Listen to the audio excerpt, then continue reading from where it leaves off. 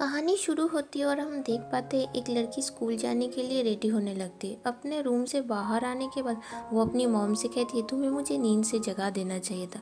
इस लड़की का नाम है माजुआ। उसकी माँ खाना बना रही थी। माजू अपनी मॉम से कहती है, दूसरी माँ अपने बच्चों को जल्दी नींद से जगा देती है और उन्हें भरपेट खाना खिलाकर स्कूल भेजती है। और इसी दौरान माजू अपने बैग में मैक्रोन्स भर लेती है। उसकी माँ कहती है, जल्दी करो नहीं तो तुम्हारी बस छूट जाएगी। माजू भागने लगती है और उसे बस भी मिल जाती है। माजू जब बस में बैठे हुए आईलाइनर लगाने जाती है तब ब्रेक मारने की वजह से उसके हाथ से लाइनर गिर जाता है। माजू के सामने वाली सीट पर जो लड़का बैठा था वो माजू को उसका लाइनर वापस कर देता है। इस लड़के का नाम है मूंजुन।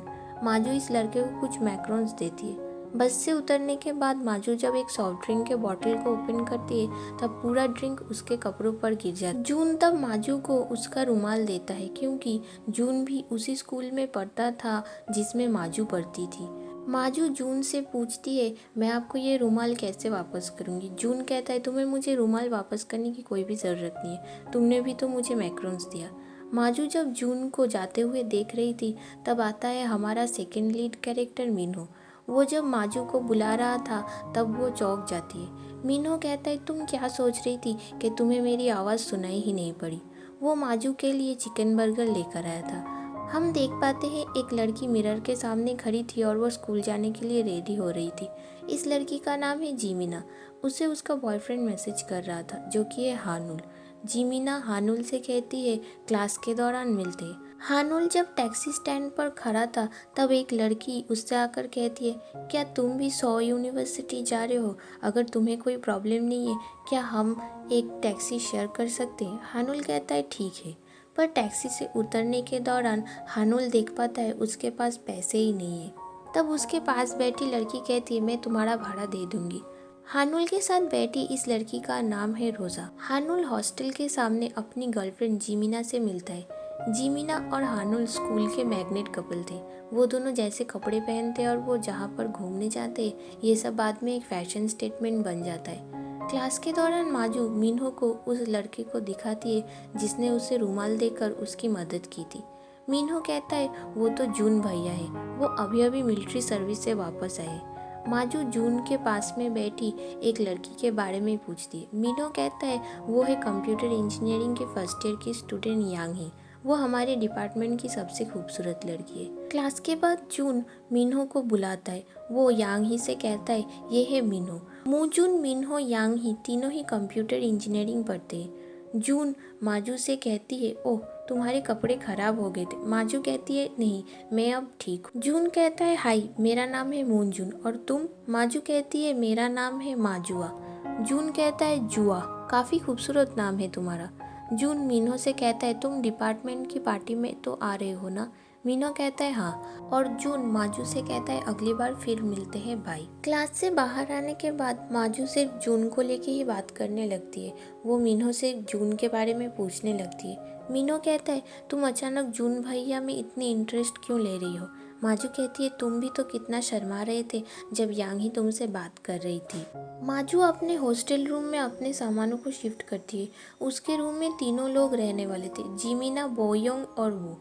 क्लास के बाद जिमिना जब वॉशरूम जाती है तब उसकी रोज़ा से मुलाकात होती है। वो दोनों एक्चुअली स्कूल फ्रेंड्स थे। वो एक साथ लंच भी करते हैं। रात को माजू, जिमिना और बोयोंग जब एक साथ बैठकर हॉस्टल में रहने के रूल्स डिस्कस कर रहे थे तब बोयोंग कहती है, उसे डायबिटीज़ है इसलिए उसे इंजेक्शन्स लेना पड़ता है। अगर वो इंजेक्शन ले रही है तो ये देखकर कोई शॉक मत हो जाना। बोयोंग सबसे सीनियर थी इसलिए वो उन्हें ट्रीट देती है। इधर बॉयज़ हॉस्टल में हानुल, मिन्हो और मोगजिन एक साथ रहने वाले थे। हानुल ने एक्चुअली थर्ड ईयर में अपना डिपार्टमेंट चेंज किया था और कंप्यूटर इंजीनियरिंग डिपार्टमेंट ज्वाइन किया था। मोगजिन इस रूम में उनका सीनियर था। पिछले रूम में उसके रूममेट्स काफ़ी गंदे तरीके से रहते थे। इस वजह से मोगजिन के साथ उन लोगों की फाइट हो गई थी और उन्होंने मोगजिन को घर से निकाल दिया था। मिन्हो हानुल जब रात को खाना खा रहे थे तब मिन्हो की दीदी उसे कॉल करती है। मोगजिन मीनू से उसकी दीदी के बारे में पूछता है। मीनू कहता है, मेरी दीदी मुझसे 10 साल बड़ी है और उनका एक बॉयफ्रेंड भी है। मोकजिन कहता है मुझे लगता है इस साल भी मुझे सिंगल ही रहना होगा, मुझे भी स्कूल का मैग्नेट कपल बनना है।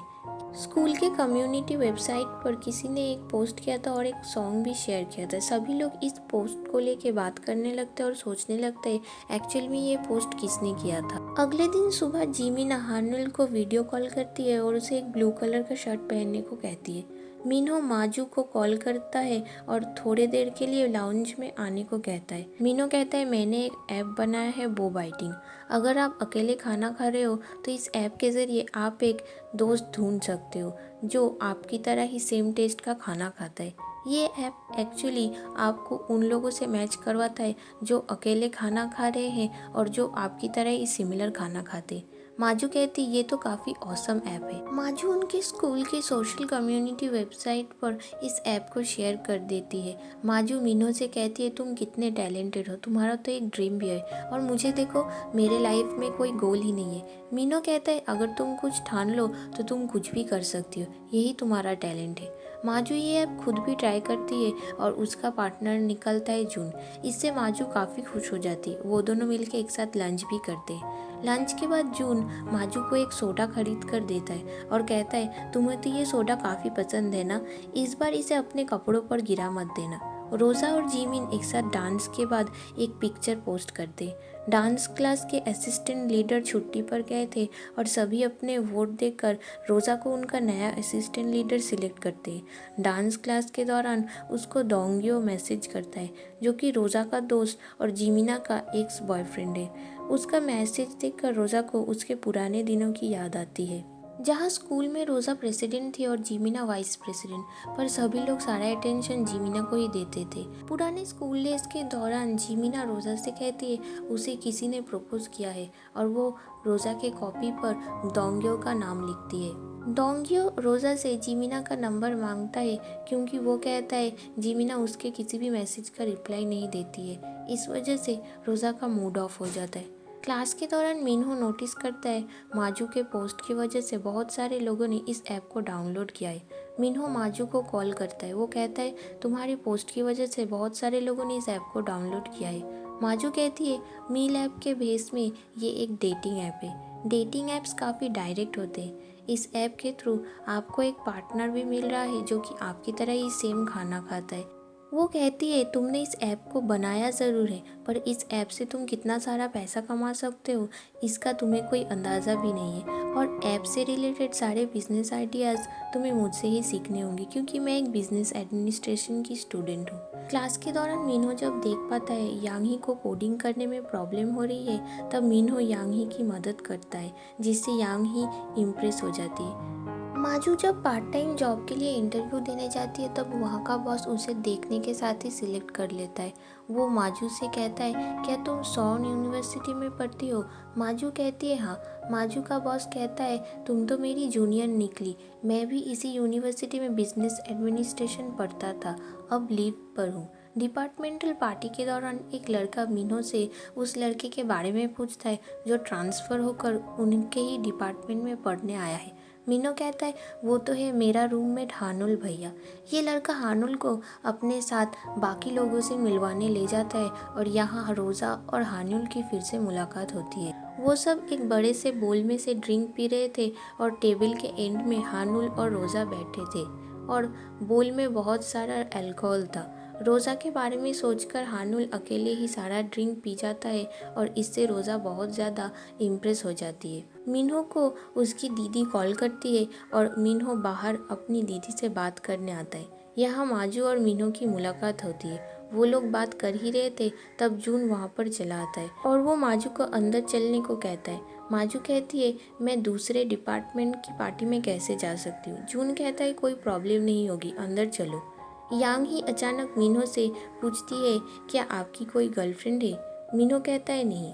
वो कहती है आपका आपकी गर्लफ्रेंड से ब्रेकअप क्यों हुआ? मिन्हो कहता है हम दोनों के ख्यालात नहीं मिलते थे इसलिए हम दोनों का ब्रेकअप हो गया। ये बात सुन के माजू हंसने लगती है और सभी उसे घूरने लगते हैं। यांग ही माजू से कहती है आप दोनों कितने क्लोज हो कि आपको मिन्हो भैया की डेटिंग हिस्ट्री भी पता है। माजू कहती है हम दोनों 12 साल से एक दूसरे के दोस्त थे। यांग ही कहती है आप दोनों एक दूसरे से प्यार तो नहीं करते हो ना? माजू कहती है नहीं, हम दोनों सिर्फ अच्छे दोस्त थे।